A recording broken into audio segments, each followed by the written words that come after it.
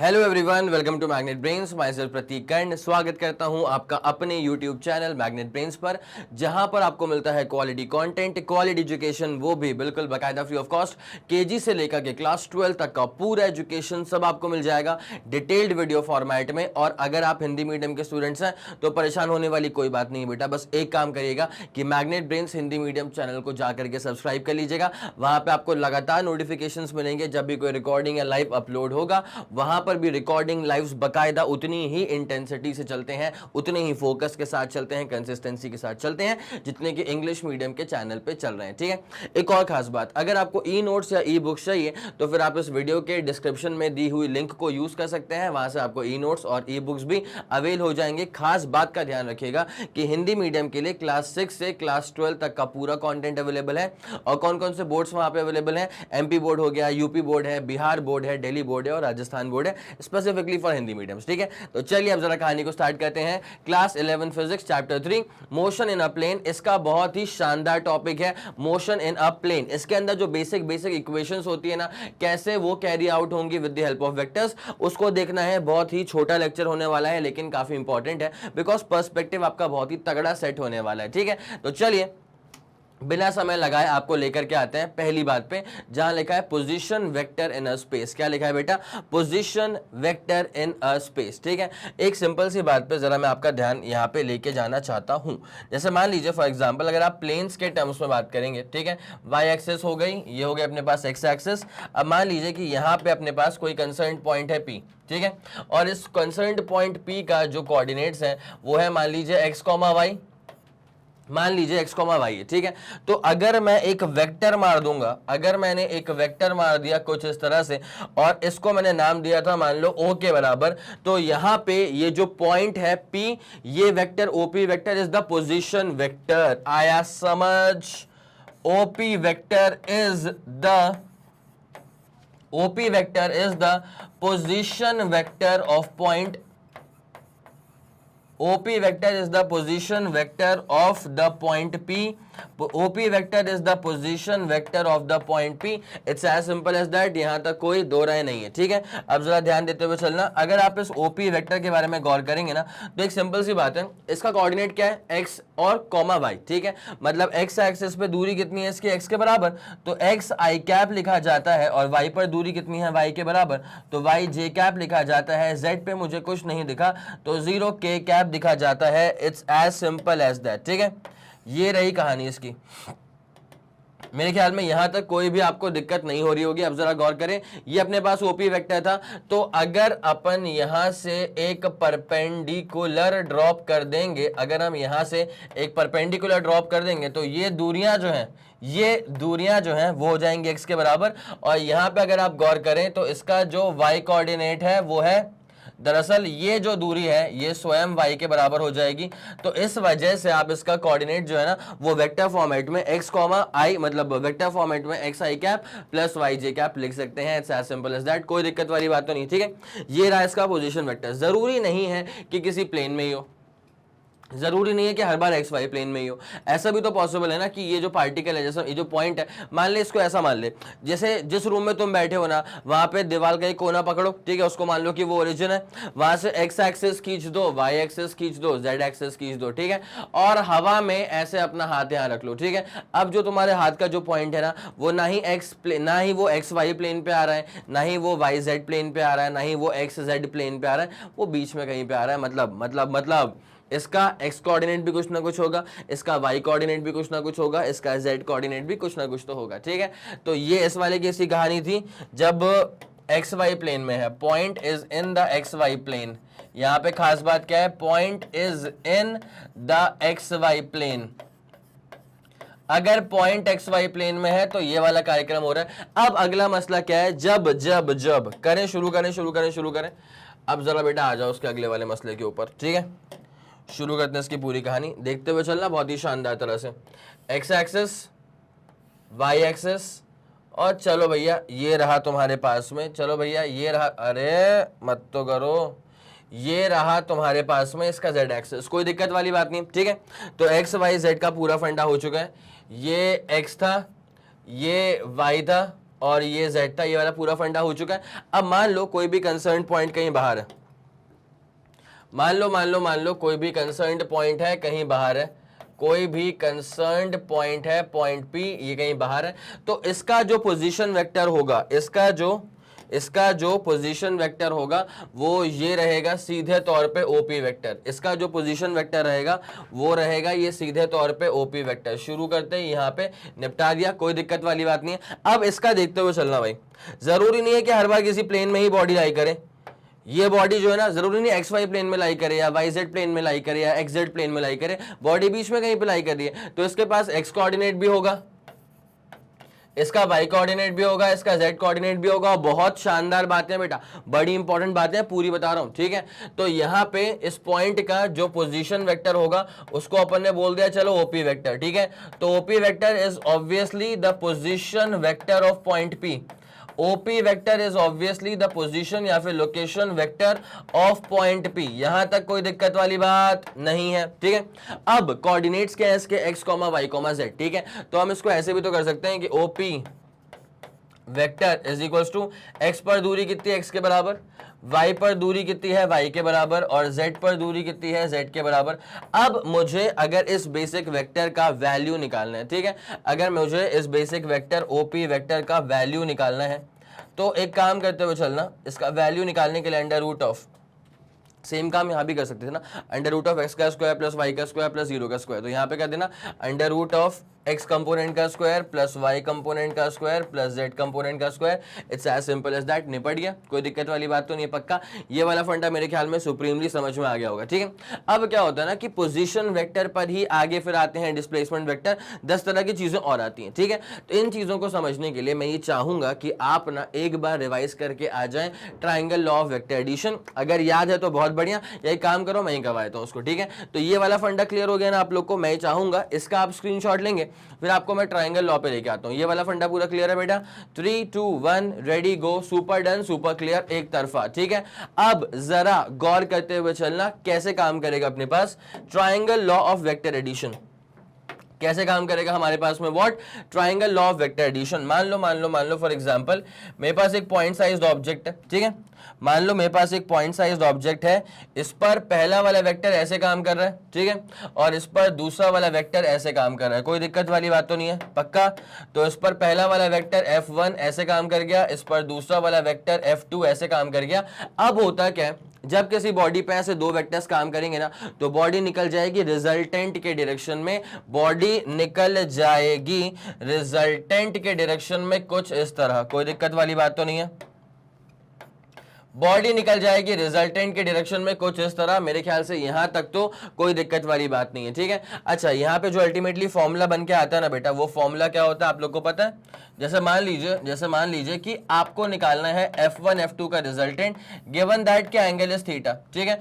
तो इसका रिजल्टेंट निकालने के लिए जो आप फॉर्मूला यूज करते हैं ना, वो फॉर्मूला ये होता है, resultant R is equals to under root of भाई पहले वाले फोर्स का स्क्वायर F1 का स्क्वायर प्लस दूसरे वाले फोर्स का स्क्वायर F2 का स्क्वायर प्लस क्या हो जाएगा, twice of F1 F2 cos theta, twice of what, F1 F2 cos theta. It's as simple as that. मेरे ख्याल में यहां तक कोई परेशानी आपको बिल्कुल भी नहीं हो रही होगी, ठीक है। अब जरा गौर करते हुए चलना, ध्यान देना बेटा, ठीक है। ये तो निपटा दिया अपन ने पूरा का पूरा, ये तो अपन ने निपटा दिया है पूरा का पूरा, ठीक है। अब ट्रायंगल लॉ क्या बोलता है कि भाई अगर आपको दो वेक्टर्स का रिजल्टेंट निकालना है तो उन दो वेक्टर्स को सेम ऑर्डर में अरेंज करो। आ रहा है कुछ याद? सेम ऑर्डर में अरेंज करने का मतलब क्या होता है, F1 ऐसे काम करा तो F1 के हेड पे अगर मैं F2 का टेल डाल दूंगा, समझे? अगर F1 के हेड पे मैंने अगर F2 का टेल डाल दिया है तो इसे कहा जाता है कि वेक्टर्स काम कर रहे हैं इन द सेम ऑर्डर। इसे कहा जाता है कि वेक्टर्स काम कर रहे हैं इन द सेम ऑर्डर, F1 के हेड पे F2 का टेल, ठीक है। और इस पर्टिकुलर केस में अब ये ट्रायंगल लॉ कैसे बनता है, इस पर्टिकुलर केस में अगर आपको रिजल्टेंट निकालना है तो एक काम करिए, पहले वाले के टेल पे शुरू करो और दूसरे वाले के हेड पे मार दो, स्ट्राइक कर दो। ये जो रहा इसे कहा जाएगा रिजल्टेंट वेक्टर। मेरे ख्याल में यहां तक कोई परेशानी आपको बिल्कुल भी नहीं आ रही होगी। और एक और बात मैं आपको बता दूं, अगर दिमाग में सेट हो गया है ना कि पहला वाला वेक्टर के हेड पे दूसरे वाले वेक्टर का टेल आ रहा है, so they are basically taken in the same order, ठीक है, F1 और F2 they are basically taken in the same order, तब जाकर के जो रिजल्टेंट है that is basically taken in the opposite order. भाई अगर देखो F1 के हेड पे F2 का टेल आ गया तो अब कायदे से अगले वाले केस में F2 के हेड पे R2 का टेल आना चाहिए था। क्या बोला मैंने? अगर F1 के हेड पे F2 का टेल आ गया है तो कायदे से अगर सेम ऑर्डर में था तो अब F2 के हेड पे R2 का टेल आना चाहिए था, लेकिन ऐसा हुआ नहीं because resultant is always taken in the opposite order. तो F1 के हेड पे F2 का टेल, F2 के हेड पे अब टेल नहीं रहेगा, ठीक है। अब क्या आएगा? उल्टा मार दो F1 के हेड से और F1 के टेल से F2 के हेड पे स्ट्राइक कर देना, ठीक है। ये जो बना इसे कहा जाएगा resultant vector. It's as simple as that according to triangle of vector addition, ठीक है। अब एक बहुत ही नाजुक बट बहुत ही इंपॉर्टेंट बात, भाई F1 और F2 का रिजल्टेंट है R, ठीक है।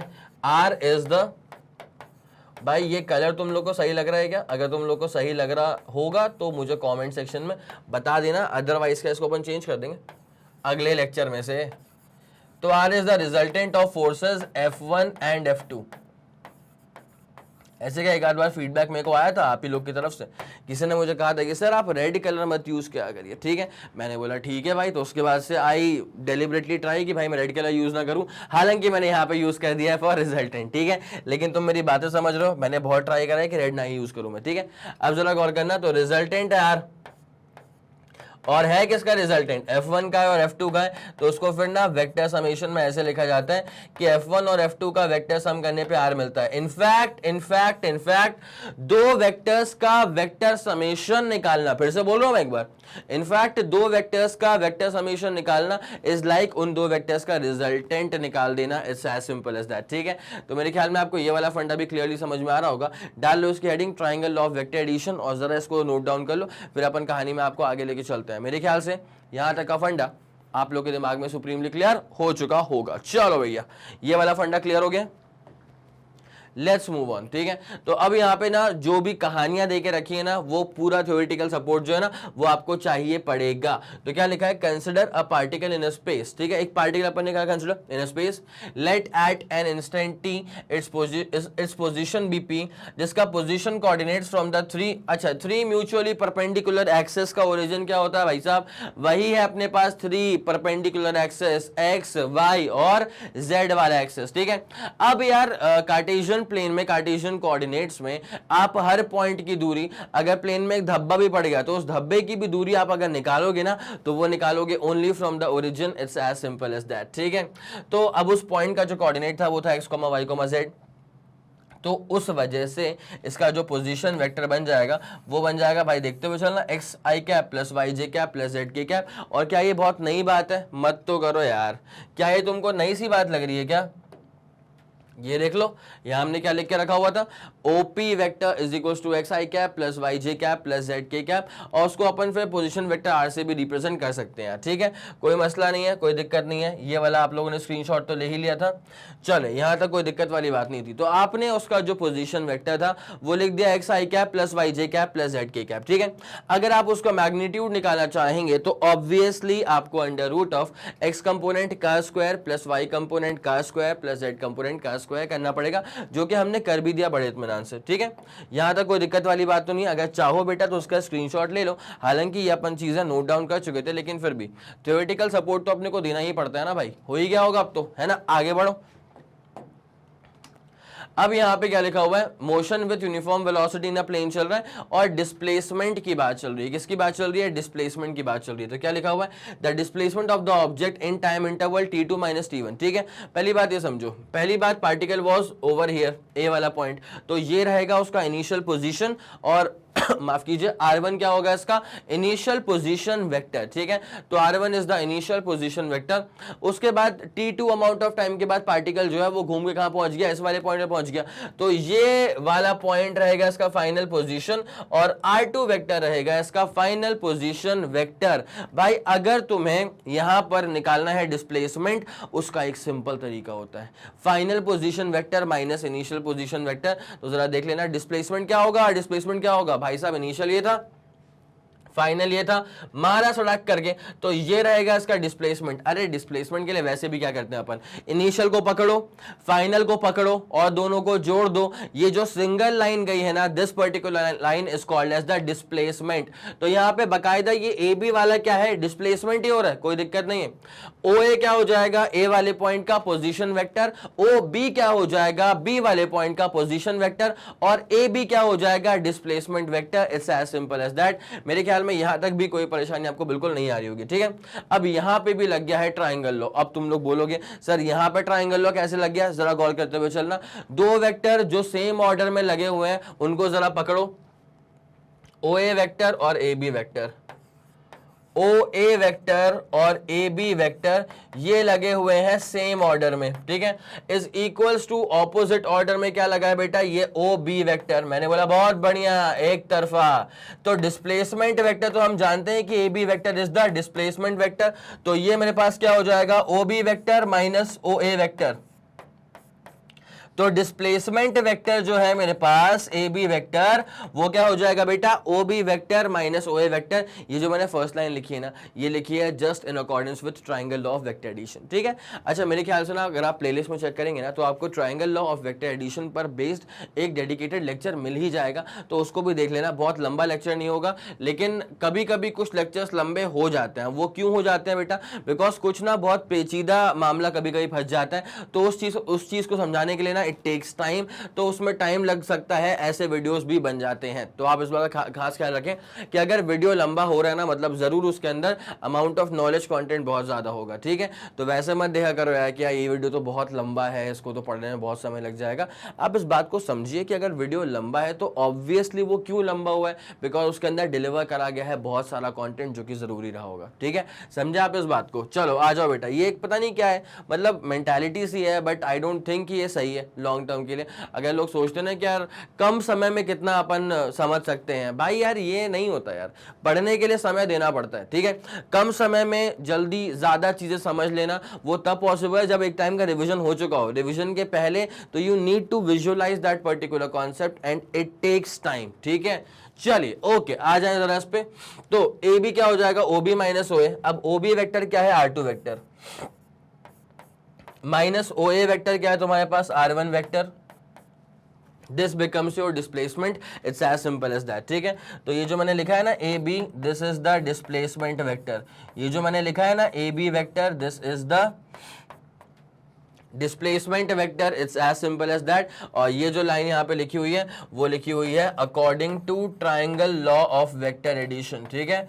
ये लिखा गया है according to triangle law of vector addition, ये लिखा गया है according to triangle law of vector addition. कहानी कुछ इस तरह से आगे प्रोसीड करती है। मेरे ख्याल में आपको पूरी बात समझ में आ गई होगी बेटा। जल्दी इस पूरी कहानी का आप स्क्रीनशॉट लेंगे, फिर आपको कहानी में आगे लेकर के चलते हैं। 3 2 1 रेडी गो। सुपर क्लियर, सुपर डन, एक तरफा। चले आगे बढ़े।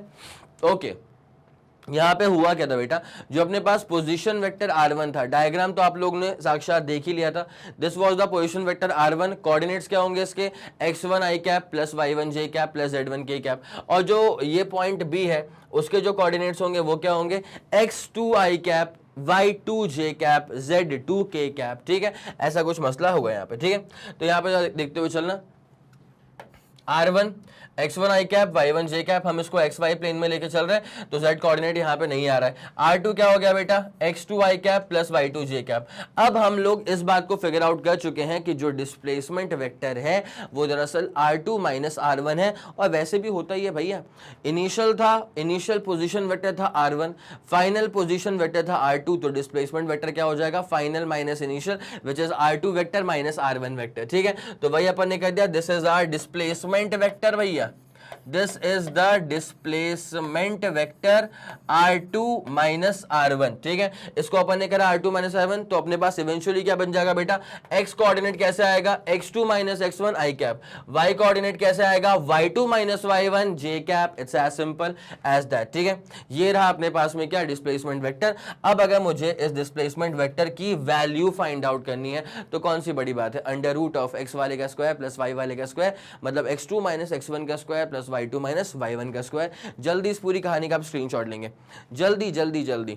मेरे ख्याल में ये वाला फंडा सुप्रीमली क्लियर हो चुका होगा। 3 2 1 रेडी गो डन। चले बेटा, बहुत बढ़िया, एक तरफा, ठीक है। नाउ वेलोसिटी के बारे में क्या लिखा हुआ है, since velocity is equals to displacement upon time taken. Now displacement से हम लोग वाकिफ हैं कि वो तो r2 माइनस r1 था, और टाइम टेकन से भी हम वाकिफ हैं कि वो तो t2 माइनस t1 था, ठीक है। तो since the object is moving with a uniform velocity, hence this value of velocity is same for all values of t1 and t2, because सवाल के अनुसार गिवन है कि यहाँ पे, या केस के अनुसार गिवन है कि body is moving with uniform velocity. Uniform velocity मतलब जीरो एक्सेलरेशन, इस बात का भी आप खास ध्यान रखें, ठीक है। तो ये अपने पास फॉर्मूला हो जाएगा for velocity, but in terms of extreme vector notations. Displacement भी वेक्टर के टर्म्स में ही है, और उसके बाद वेलोसिटी तो आएगा ही फिर वेक्टर। तो ये रहा अपने पास बेसिक फॉर्मूला। जल्दी बेटा आप इस पूरी कहानी का स्क्रीनशॉट लेंगे, जल्दी, तुरंत से पहले फुर्ती में। 3 2 1 रेडी गो, सुपर डन, सुपर क्लियर, एक तरफा। चलें, अब जरा यहाँ पे गौर फरमाया जाए तो यार, जब ये पार्टिकल मूव कर रहा है, जब ये बॉडी मूव कर रही है, तो इसके पास वेलोसिटी का x कंपोनेंट भी होगा, वेलोसिटी का y कंपोनेंट भी होगा। Be the magnitude of components of the velocity v of the object along x axis and y axis respectively, ठीक है। तो यार वेलोसिटी को फिर कैसे रिप्रेजेंट किया जाएगा, देखो, जब भी आप किसी भी चीज को ना उसके कंपोनेंट्स में तोड़ देते हो about the x axis and y axis, तो उसका नोटेशन दरअसल ऐसे ही बन जाता है, ठीक है। Let me help you with one single thing. जैसे मान लीजिए कि this is the y axis and this is the x axis, कोई दिक्कत वाली बात नहीं है, कोई दो राय वाली बात नहीं है। अगर हमारा एक फोर्स काम कर गया है कुछ इस तरह, हमारा एक फोर्स काम कर गया है मान लो कुछ इस तरह, तो अब हम इस फोर्स को ना दरअसल रिजॉल्व कर सकते हैं about the x axis and about the y axis, ठीक है।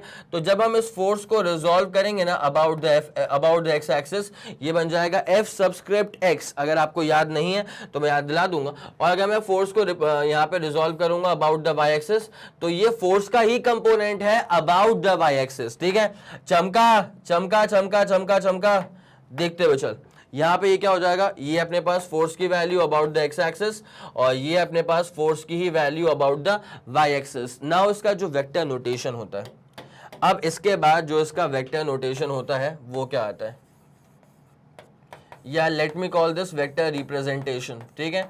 इसका जो वेक्टर रिप्रेजेंटेशन होता है, अब वो क्या आएगा, जरा अच्छे से गौर करते हुए चलिएगा। देखो बेटा, तो फोर्स को कैसे रिप्रेजेंट करा गया है, फोर्स की ही वैल्यू ले ली है अपन ने अबाउट द एक्स एक्सिस, तो F subscript x i cap. उसके बाद फोर्स की क्या वैल्यू आएगी अबाउट द वाई एक्सिस, तो फोर्स की value about the y axis F y j cap, और फिर एफ जेड के कैप होता अगर जेड कोऑर्डिनेट होता तो, ठीक है। मेरे ख्याल में ये वाला फंडा सुप्रीमली क्लियर हो चुका होगा।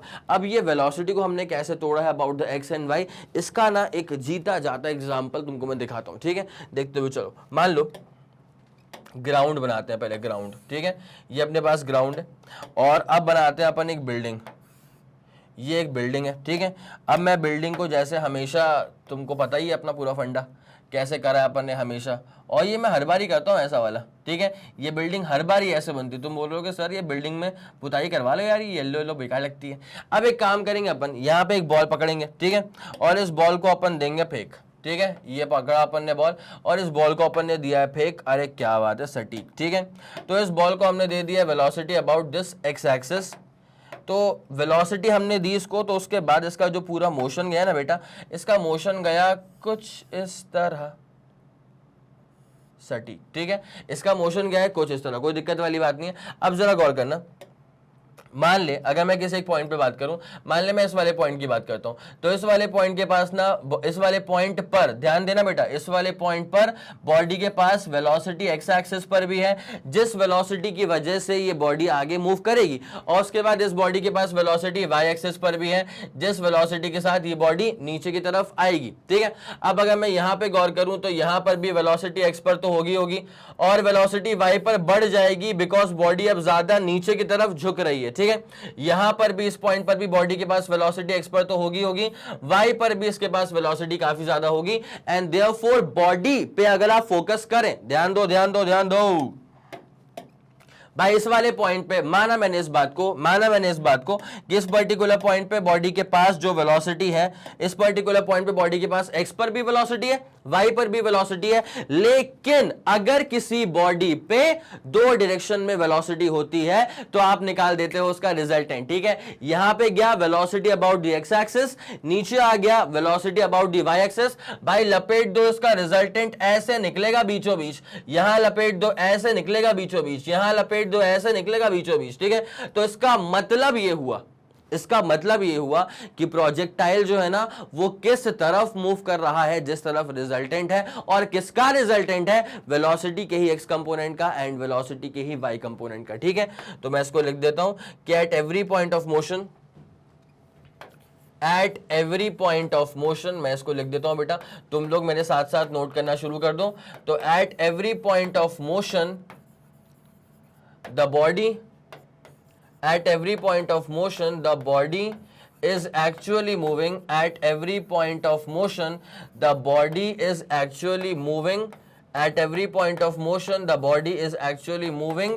in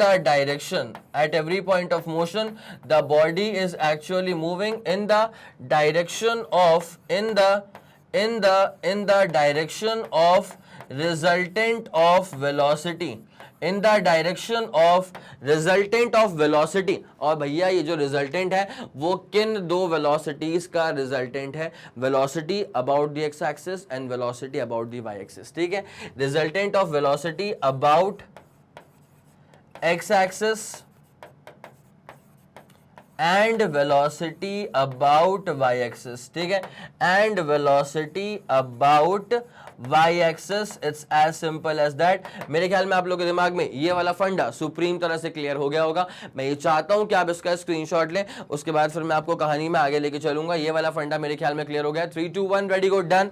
चलो बेटा अब एक काम करते हुए चलना, यहां पे जो चीजें लिखी हुई है मेरे ख्याल से अब आपको समझ में आ गया होगा कि कैसे वेलोसिटी को रिजॉल्व किया गया है about the x axis and कैसे सेम वेलोसिटी को रिजॉल्व किया गया है अबाउट द वाई एक्सिस। अगर वेलोसिटी को ऐसे लिख दिया गया है, अब उसका निकाल दो मैग्नीट्यूड, तो क्या हो जाएगा, under root of x component का स्क्वायर प्लस वाई कंपोनेंट का square. It's as simple as that. जल्दी से इस पूरी कहानी का स्क्रीनशॉट लो, फिर अपन कहानी में आगे बढ़ते हैं।